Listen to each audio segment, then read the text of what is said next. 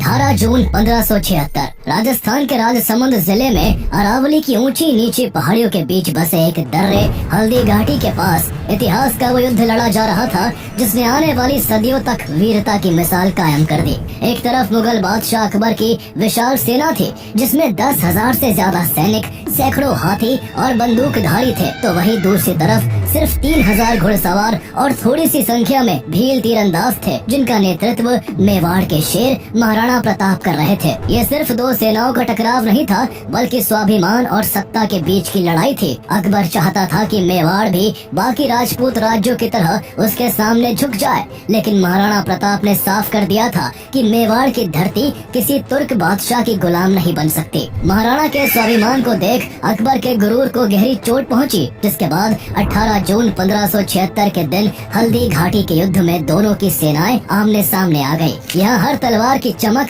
हर तीर की चोट और हर योद्धा की हुंकार इस बात की गवाही दे रही थी कि राणा की सेना अपनी आखिरी सांस तक धरती माँ की रक्षा करेगी। युद्ध भूमि पर महाराणा प्रताप का घोड़ा चेतक गरज रहा था जिसकी छलांगे दुश्मन की रगों में खून जमा देती थी। जब महाराणा ने चेतक को मान सिंह के हाथी की ओर दौड़ाया और भाले का वार किया तो पूरा मैदान सन्न रह गया। दुश्मन की भीड़ के बीच महाराणा प्रताप ऐसे लड़े मानो कोई इंसान नहीं बल्कि खुद अरावली का शेर कूद पड़ा हो। ये युद्ध इतना भयंकर था कि हल्दी घाटी, जिसका ये नाम उसकी मिट्टी के पीले होने की वजह से पड़ा था, उस दिन ये मिट्टी लहू से लाल हो गई। लेकिन क्या महाराणा प्रताप मुगल बादशाह अकबर की विशाल शक्ति को रोक पाए? चेतक ने अपनी आखिरी सांस तक कैसे राणा की जान बचाई? हल्दी घाटी के बाद किस तरह प्रताप ने गुरिल्ला युद्ध से मुगल सेना को घुटनों पर ला दिया? आइए जानते हैं महाराणा प्रताप की वो अमर गाथा जो आज भी हर भारतीय के दिल में जोश और गर्व की लहर पैदा कर देती है।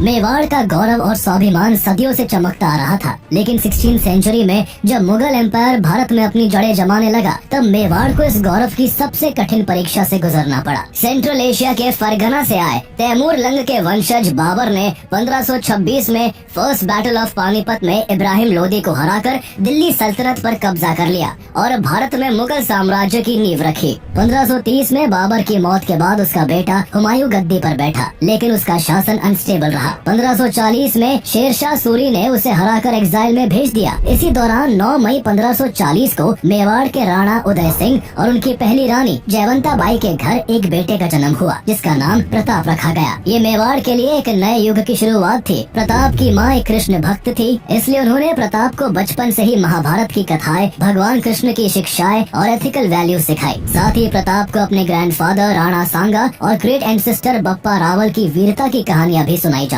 राणा सांगा ने फॉरेन इन्वेडर्स के खिलाफ मेवाड़ की रक्षा की थी और बप्पा रावल ने मेवाड़ को एक पावरफुल राज्य बनाया था। इन स्टोरीज ने प्रताप के मन में देशभक्ति और स्वाभिमान की गहरी जड़ें डाल दी। प्रताप का बचपन गुरुकुल और भील समुदाय के बीच बीता। सुबह वो गुरुकुल में वेद, शास्त्र और युद्ध कला सीखते और दोपहर में भीलों की बस्तियों में चले जाते। भील उन्हें प्यार से कीका कहते थे क्योंकि उनकी कम्युनिटी में बेटों को इसी नाम से पुकारा जाता था। भीलों के बीच रहते हुए प्रताप फिजिकली और मेंटली मजबूत होते गए। बहुत कम उम्र में ही वो घोड़ा दौड़ाने, तेज तर्रार तरीके से तलवार चलाने और तीरंदाजी में महारत हासिल कर चुके थे। उनका साहस देखकर लोग दंग रह जाते थे। राणा उदय सिंह के सबसे बड़े बेटे होने के नाते उन्हें राज्य में युवराज की उपाधि मिली और वो आम जनता के बीच इस तरह से घुल मिल गए कि उनकी पॉपुलैरिटी छोटी सी उम्र से ही बढ़ने लगी। उसी बीच राजस्थान की धरती से थोड़ी ही दूर सिंध के अमरकोट में 1542 में हुमायूं के बेटे जलालुद्दीन अकबर का जन्म होता है। अकबर को 1556 में सिर्फ 13 वर्ष की उम्र में ही दिल्ली की गद्दी पर बैठा दिया जाता है। क्योंकि अकबर उम्र में छोटा था इसलिए असली शक्ति उसके रीजेंट बैरम खान के पास थी, लेकिन जल्द ही अकबर ने बैरम खान को हटाकर पूरी पावर अपने हाथों में ले ली और अपनी एक्सपेंशनिस्ट पॉलिसी के तहत 1562 में मालवा के शासक बाज बहादुर को सरंगपुर की लड़ाई में हराकर अकबर ने मुगल एम्पायर को लगातार फैलाना शुरू कर दिया। अब उसकी नजर राजस्थान पर थी क्योंकि यहाँ से गुजरात के समुद्र तट तक जाने वाले ट्रेड रूट्स गुजरते थे जो स्ट्रेटेजिकली काफी इम्पोर्टेंट थे। लेकिन उस समय राजस्थान में राजपूतों की वीरता अपने शिखर पर थी। अकबर चाहता था कि वो उसके आगे झुके, इसलिए उसने उन्हें मनाने और दबाने के लिए हर तरीका अपनाया। कभी सेना का जोर दिखाकर, कभी डिप्लोमेसी से, तो कभी शादियों के रिश्ते बनाकर उसने कई राजपूत रियासतों को अपने मुगल साम्राज्य के अंडर कर लिया। आमेर के राजा भारमल ने भी अपनी बेटी हरखा बाई की शादी अकबर से करके मुगलों से संधि कर ली। धीरे धीरे आमेर, मारवाड़ और बूंदी जैसे कई राजपूत राज्य अकबर के अंडर आ गए, जिससे अकबर की शक्ति और बढ़ गई। लेकिन जब एक एक करके राजस्थान के सभी राजपूत राज्य अकबर के आगे झुक गए, तब भी मेवाड़ का राज्य चट्टान की तरह अडिग खड़ा था। मेवाड़ के राणा उदय सिंह ने अपने सिर को अकबर के दरबार में झुकाने से इनकार कर दिया। उदय सिंह ने अकबर को क्लियर मैसेज भेजा कि वो केवल भगवान एकलिंग जी के दीवान हैं और किसी मानव शासक के अधीन रहना वो कभी स्वीकार नहीं करेंगे। इस जवाब से अकबर गुस्से से आग बबूला हो गया और उसने तय किया कि वो मेवाड़ को अपने कंट्रोल में लेकर ही रहेगा। अकबर ने मेवाड़ के चित्तौड़गढ़ किले की घेराबंदी का प्लान बनाया। ये फोर्ट अपनी नेचुरल पोजीशन और मजबूत दीवारों के कारण इम्पेनेट्रेबल माना जाता था। इसकी ऊंची पहाड़ियाँ, खड़ी ढलाने और विशाल दीवारें इसे लगभग अजय बनाती थी। अकबर की सेना ने सीधे अटैक के बजाय लंबी घेराबंदी की स्ट्रेटेजी अपनाई और फोर्ट के चारों ओर घेरा डालकर मिट्टी के टीले बनवाए, तोपों से हमले किए और सुरंगों में बारूद भरकर विस्फोट किए। कई महीनों की घेराबंदी और बारूदी हमलों की वजह से आखिरकार किले की दीवारें टूट गई और मुगल सेना अंदर घुस गई। लेकिन शौर्य और पराक्रम से भरे राजपूतों ने हार मानने के बजाय अपने सम्मान और धर्म की रक्षा के लिए एक भयंकर लड़ाई लड़ी। जयमल राठौड़ और पत्ता सिसोदिया जैसे ब्रेव सोल्जर्स ने केसरिया कपड़े पहनकर अपनी आखिरी सांस तक लड़ाई लड़ी। जब ये साफ हो गया कि अकबर की विशाल सेना के आगे टिकना असंभव है, तो राजपूत महिलाओं ने जौहर की आग में कूदकर अपनी मर्यादा की रक्षा की। मुगलों की सेना ने किले पर कब्जा करने के बाद गुस्से और बदले की भावना से लगभग 30 से 40 हजार निर्दोष सिविलियंस का कत्लेआम कर दिया। ये क्रुएलिटी अकबर की लिबरल इमेज पर एक गहरा दाग बन गई। चित्तौड़ के फोर्ट पर अकबर की सेना का कब्जा हो जाने के कारण राणा उदय सिंह को चित्तौड़ छोड़कर गोंगुदा में शेल्टर लेना पड़ा। इस समय युवा प्रताप चित्तौड़ में ही रहकर मुगलों से लड़ना चाहते थे, लेकिन बड़ों के कहने पर उन्होंने भी किला छोड़ दिया। गोंगुदा में रहकर राणा उदय सिंह ने उदयपुर शहर की स्थापना की और वहीं से अपना शासन चलाया। यूँ तो प्रताप उदय सिंह के सबसे बड़े बेटे थे, लेकिन उदय सिंह ने अपनी सबसे प्रिय रानी धीरबाई के बेटे जगमाल सिंह को अपना उत्तराधिकारी घोषित कर दिया। ये फैसला राजपूत परंपरा के खिलाफ था, जिसके अनुसार गद्दी का हकदार सबसे बड़ा बेटा होता था, जबकि जगमाल उनका 9वां बेटा था। लेकिन पिता की इस इच्छा को प्रताप ने सम्मान देते हुए एक्सेप्ट कर लिया। हालांकि इस फैसले से मेवाड़ की जनता बिल्कुल भी खुश नहीं थी। स्थिति तब और बिगड़ गई जब 1572 में राणा उदय सिंह की डेथ हुई। उनके अंतिम संस्कार में जगमाल सिंह के अलावा मेवाड़ का हर व्यक्ति मौजूद था। जगमाल उस समय महल में अपना राज्याभिषेक करवा रहा था। जगमाल के इस इररिस्पॉन्सिबल बिहेवियर ने सामंतों और जनता को और भड़का दिया। सबकी नजर में प्रताप ही सही उत्तराधिकारी थे, इसलिए सामंतों और सरदारों ने जगमाल को राजगद्दी से हटा दिया और गोगुंदा की पहाड़ियों में मौजूद प्रताप का राज्याभिषेक करते हुए उन्हें मेवाड़ का राणा घोषित कर दिया। राजपूत राज्यों में राजा को राणा कहा जाता था, इसलिए वो प्रताप से अब महाराणा प्रताप बन चुके थे। लेकिन जब महाराणा प्रताप ने सत्ता संभाली, तब मेवाड़ की स्थिति बेहद खराब थी। खजाना खाली था, चित्तौड़ सहित मेवाड़ के बड़े हिस्से पर मुगलों का कब्जा था और आसपास के राज्य पहले ही अकबर के अधीन हो चुके थे। चित्तौड़ की हार की टीस महाराणा प्रताप के दिल में कांटे की तरह चुभ रही थी। सत्ता संभालते ही उन्होंने अपने सरदारों को बुलाया और शपथ ली कि मेवाड़ का स्वाभिमान हमेशा ऊंचा होगा। चित्तौड़ के किले पर लहराता मुगल ध्वज मेरे कलेजे को छलनी करता है। मैं शपथ लेता हूँ कि जब तक मेवाड़ को पूरी तरह स्वतंत्र नहीं करवा लेता, मैं राजमहलों में नहीं रहूंगा, पलंग पर नहीं सोऊंगा और सोने चांदी के बर्तनों में भोजन नहीं करूंगा। 7 फीट 5 इंच लंबे और 110 किलो वजन के महाराणा प्रताप के मुंह से शेर की हुंकार की तरह बरसते इन शब्दों ने सरदारों में ऐसा जोश भर दिया कि वो अब किसी से भी टकराने को तैयार थे। इसके बाद महाराणा प्रताप ने सबसे पहले अपने डिफेंसेस मजबूत किए। उन्हें मालूम था कि कभी न कभी मुगलों से युद्ध होना ही है, इसलिए उन्होंने मेवाड़ में 56 और गोड़वाड़ के इलाकों पर अपनी पकड़ मजबूत की और साथ ही अरावली के जंगलों में रहने वाले भीलों से अपने पुराने रिश्ते और गहरे किए। लोहारों को नए हथियार बनाने का जिम्मा सौंपा गया। सरदारों को लगातार युद्ध कला की प्रैक्टिस करवाई गई और जनता में अपनी मातृभूमि के लिए बलिदान की भावना जगाई गई। इस दौरान अकबर को जब महाराणा प्रताप की तैयारियों की खबर मिली तो वो भी हैरान रह गया। वो जानता था कि महाराणा प्रताप बाकी राजपूत राजाओं की तरह आसानी से सरेंडर नहीं करेंगे, इसलिए उसने फोर्सफुल अटैक के बजाय पहले डिप्लोमेसी का सहारा लिया। 1573 में उसने अपने दरबारी जलाल खान कोर्ची को मेवाड़ भेजा, जिसने महाराणा प्रताप से मुगलों की अधीनता स्वीकार करने की अपील की, लेकिन प्रताप ने साफ इनकार कर दिया। इसके बाद अकबर ने अपने कोर्ट के नवरत्नों में से एक आमेर के राजा मान सिंह को मेवाड़ भेजा। मान सिंह मुगलों के प्रति वफादार था और अकबर का रिश्तेदार भी था। उससे पहले उसके पिता भगवंत दास और अकबर के नवरत्नों में से एक राजा टोडरमल भी अकबर की तरफ से महाराणा प्रताप को मनाने आ चुके थे, मगर सब नाकाम रहे। लेकिन मान सिंह को लगता था कि वो महाराणा प्रताप को अकबर के आगे झुकने के लिए राजी कर लेगा। इसी कोशिश में वो उदयपुर आता है, जहाँ महाराणा प्रताप के पुत्र अमर सिंह उसका भव्य स्वागत करते हैं। उदय सागर झील के पास एक टीले पर मान सिंह के लिए दावत का इंतजाम होता है, जहाँ सोने चांदी की थालियों में खाना परोसा जाता है। लेकिन मान सिंह जिस व्यक्ति से मिलने आया था, उसे वो महाराणा प्रताप कहीं भी दिखाई नहीं दिए। ये देखकर मान सिंह के गुरूर को गहरी चोट पहुंची और उसने महाराणा के पुत्र अमर सिंह से कहा कि वो तब तक खाने को हाथ नहीं लगाएगा जब तक महाराणा स्वयं उसके साथ बैठकर भोजन नहीं करते। अमर सिंह ने मान सिंह से कहा कि महाराणा के पेट में दर्द है, इसलिए वो उसके साथ भोजन नहीं कर पाएंगे। ये सुनकर भी मान सिंह अपनी जिद पर अड़ा रहा। जब ये बात महाराणा प्रताप तक पहुंची तो उन्होंने उसके लिए जो संदेश भेजा, उसे सुन मान सिंह के चेहरे का रंग सफेद पड़ गया। महाराणा का संदेश था कि वो ऐसे राजपूत के साथ खाना नहीं खा सकते जिसने अपनी बुआ की शादी एक तुर्क से कर दी हो। दरअसल महाराणा प्रताप ने अकबर को कभी भारत का नहीं माना। वो अकबर को हमेशा तुर्क कहकर ही संबोधित करते थे, जहाँ अकबर के पूर्वजों की जड़ें थी। ये सुनते ही मान सिंह तिलमिला उठा। उसने भोजन नहीं किया और घोड़े पर सवार होकर महाराणा प्रताप के पुत्र अमर सिंह से कहा, मुगल बादशाहत को ठुकराना एक संघर्ष को चुनौती है। अगर तुम युद्ध चाहते हो तो तुम्हारी इच्छा जल्दी ही पूरी होगी। मैं महाराणा का अभिमान चूर चूर कर दूंगा।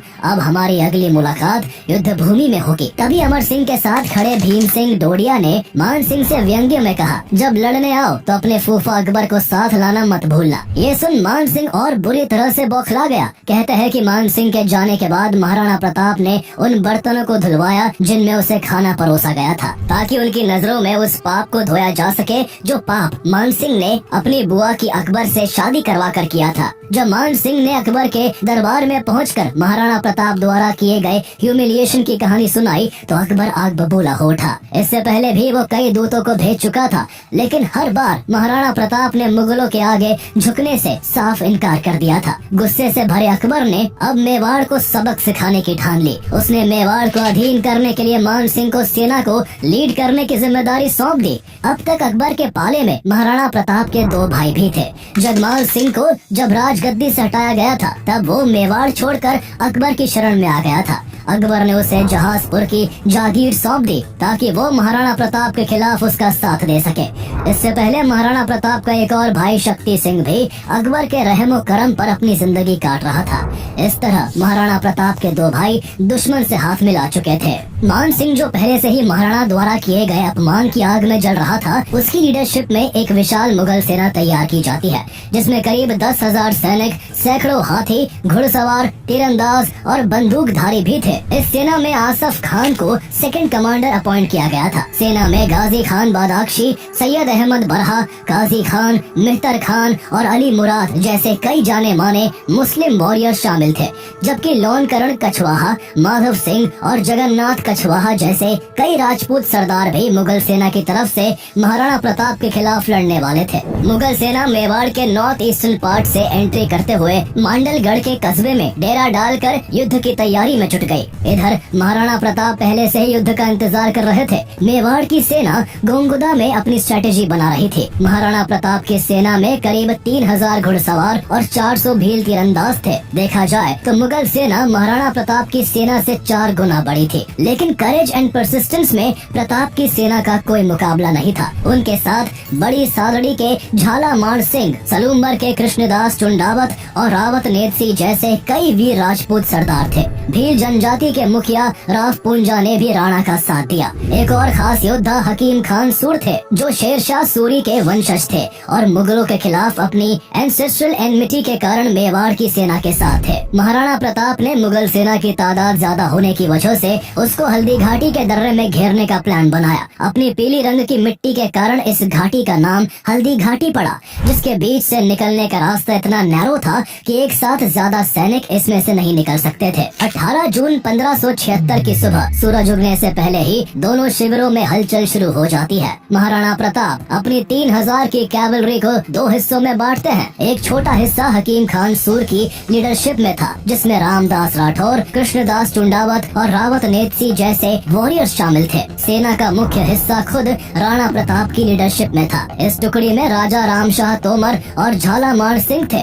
जैसे ही सूरज की पहली किरणें हल्दी घाटी पर पड़ी, युद्ध का बिगुल बच जाता है। मुगल सेना की advance frontline unit Syed Hashim बरहा की लीडरशिप में हल्दी घाटी के वेस्टर्न पार्ट की ओर बढ़ती है। महाराणा प्रताप की सेना पहले से ही तैयार थी। जैसे ही मुगलों की सेना नजदीक आई, मेवाड़ की छोटी टुकड़ी ने बिजली की तरह अचानक तेज हमला बोल दिया। इस सडन एंड शार्प अटैक ने मुगल फ्रंटलाइन यूनिट को पूरी तरह से तितर बितर कर दिया। उबड़ खाबड़ जमीन और कांटों भरे रास्तों ने मुगल सैनिकों को और परेशान किया, जिसकी वजह से एक कंफ्यूजन का माहौल क्रिएट हुआ और हाशिम बरहा की यूनिट पीछे हटते हुए कुछ ही पलों में अपनी ही सेना की एक यूनिट से जा टकराई, जिसका नेतृत्व आसफ खान और जगन्नाथ कछवाहा कर रहे थे। इस अफरा तफरी में मुगल सेना के राजपूत सैनिक भेड़ों की तरह भाग खड़े हुए। इस बीच महाराणा प्रताप की मेन यूनिट ने हल्दी घाटी के मुहाने पर मुगल सेना की दूसरी टुकड़ी पर भी जोरदार हमला बोल दिया, जिसका नेतृत्व काजी खान और शिकरी के शेखजादे कर रहे थे। महाराणा प्रताप की अगुवाई में ये हमला इतना जबरदस्त था कि काजी खान की यूनिट की हालत खराब हो गई और मुगल सेना में भगदड़ मच गई। इसके बाद जैसे ही युद्ध हल्दी घाटी के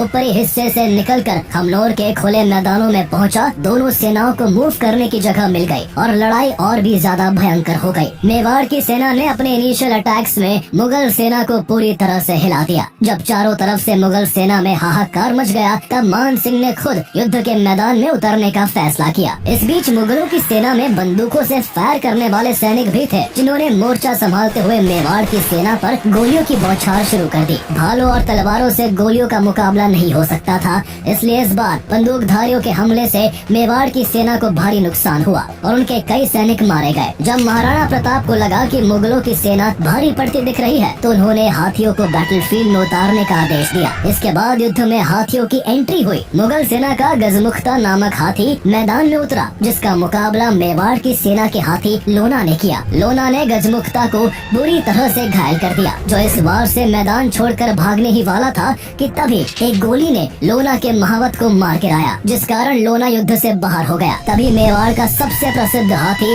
राम प्रसाद युद्ध में शामिल होता है। राम प्रसाद इतना विशाल था कि उसने मुगल सेना में भारी तबाही मचा दी। मुगल सेना के गजराज और रणमंदर नाम के हाथी भी राम प्रसाद के सामने ज्यादा देर तक टिक नहीं पाए, लेकिन तभी एक तीर ने राम प्रसाद के महावत को भी मार गिराया, जिसके बाद मुगल सेना ने राम प्रसाद को पकड़ लिया। ये इस युद्ध में मुगलों को मिली सबसे बड़ी सफलता थी। इस हाथी को बाद में अकबर को तोहफे में पेश किया गया, जिसके किस्से अकबर ने कई बार सुने थे। अकबर ने उसका नाम बदलकर राम प्रसाद से पीर प्रसाद कर दिया और उसे खाने के लिए एक से बढ़िया एक चीजें दी। लेकिन इस हाथी की वफादारी महाराणा प्रताप के लिए ऐसी थी कि उसने हर स्वादिष्ट खाने को ठुकरा दिया और मुगलों का खाना पानी लिए बिना ही 18 दिन बाद राम प्रसाद की मृत्यु हो गई। राम प्रसाद के पकड़े जाने के बाद महाराणा प्रताप की तलवार पहले से भी ज्यादा चमकने लगती है। अपने प्रिय घोड़े चेतक पर सवार होकर वो मुगल सेना के बीच ऐसे लड़ रहे थे जैसे कोई बिजली कड़क रही हो। उनकी तलवार जिधर घूमती, दुश्मनों के सिर धड़ से अलग हो जाते।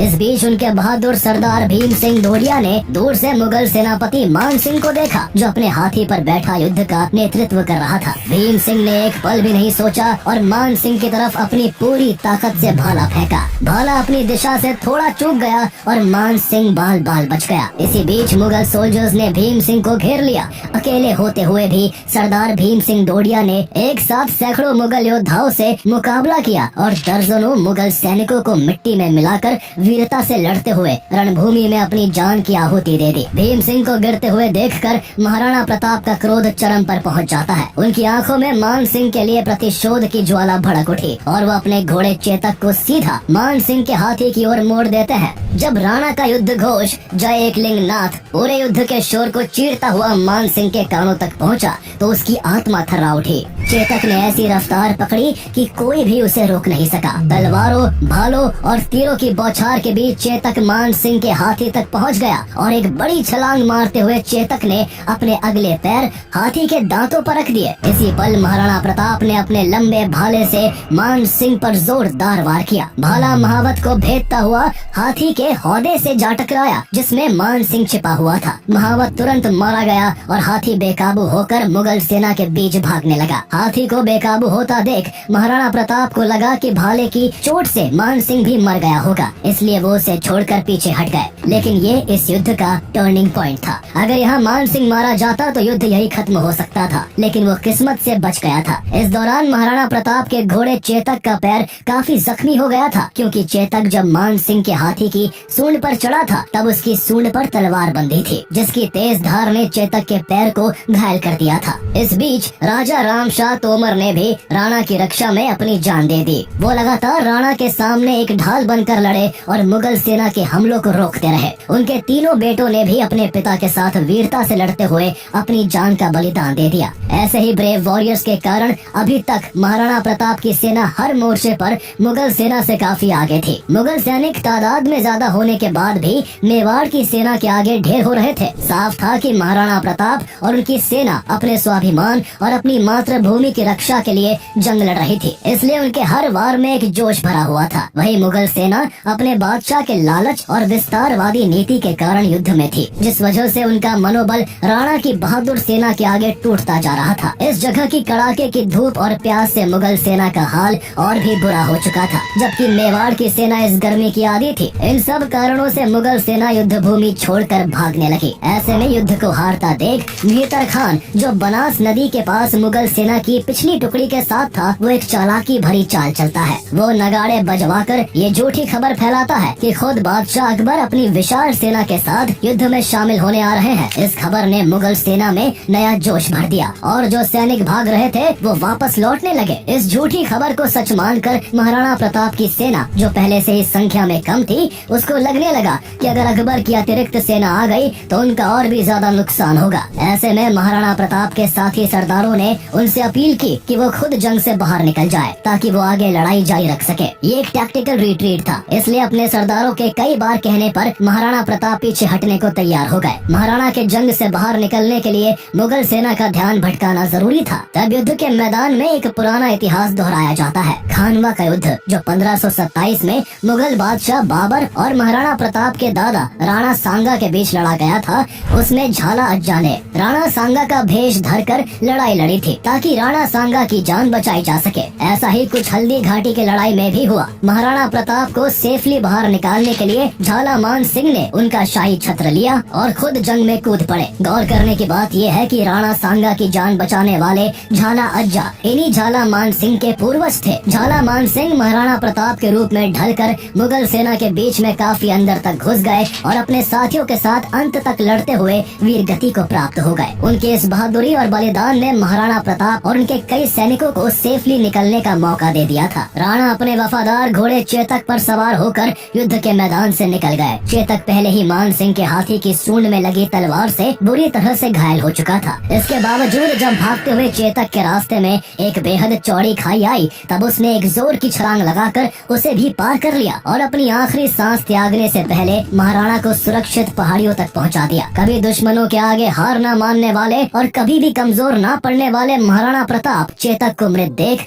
उसके ऊपर सिर रखकर रोने लगे। बाद में उन्होंने चेतक की याद में एक स्मारक बनवाया जहां उसकी मृत्यु हुई थी। मान सिंह और उसकी सेना महाराणा प्रताप से इतनी डरी हुई थी कि उन्होंने मेवाड़ की सेना का पहाड़ियों में पीछा करने की हिम्मत नहीं की। उन्हें डर था कि महाराणा की सेना पहाड़ियों में छिपकर अचानक हमला कर सकती है। अगले दिन गोंगुदा में मान सिंह और अन्य सरदारों ने डीप ट्रेंचेस खोदी और ऊंची दीवारें बनवाई ताकि राणा की सेना दोबारा हमला न कर सके। इसके बावजूद प्रताप ने गोंगुदा किले की रसद रुकवा दी, जिस वजह से किले पर तैनात मुगल सेना को खाने के लाले पड़ गए। नौबत यहाँ तक आ गई कि मुगल सैनिकों को भोजन के लिए अपने घायल घोड़ों को मारकर खाना पड़ा। महाराणा प्रताप को भले ही आगे के युद्ध के लिए कुछ कदम पीछे हटना पड़ा था, लेकिन उन्होंने अकबर के मंसूबों को नाकाम कर दिया था। अकबर का मकसद महाराणा प्रताप को जिंदा पकड़ना और मेवाड़ को मुगल साम्राज्य में मिलाने का था, लेकिन दोनों ही उद्देश्यों में अकबर की सेना नाकाम रही। इस वजह से अकबर इतना नाराज था कि जब मुगल सेना का सेनापति मान सिंह युद्ध के बाद अकबर के दरबार में पहुंचा तो नाराज अकबर ने उसके लिए अपने दरवाजे बंद कर कर दिए। अकबर ने इस लड़ाई के बाकी जनरलों आसफ खान और काजी खान को भी